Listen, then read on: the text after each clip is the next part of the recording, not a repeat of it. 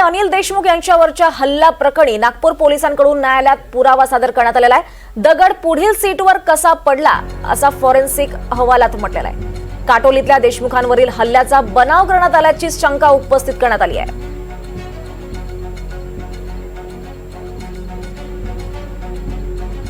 तर अनिल देशमुख यांच्यावरील हल्ल्या प्रकरणी आता नागपूर पोलिसांकडून न्यायालयात पुरावा सादर करण्यात आलेला आहे आणि दगड पुढच्या सीटवर कसा पडला असं या सवाल फॉरेन्सिक अहवालात सादर करण्यात आलेला आहे। दरम्यान यावर अनिल देशमुखांनी आज पत्रकार परिषद घेत आपली बाजू मांडली आहे। दगडफेक करणाऱ्या दोघांना पकडायला हवं होतं, ते न करता बी समरी रिपोर्ट सादर केल्याची टीका अनिल देशमुखांनी केली आहे।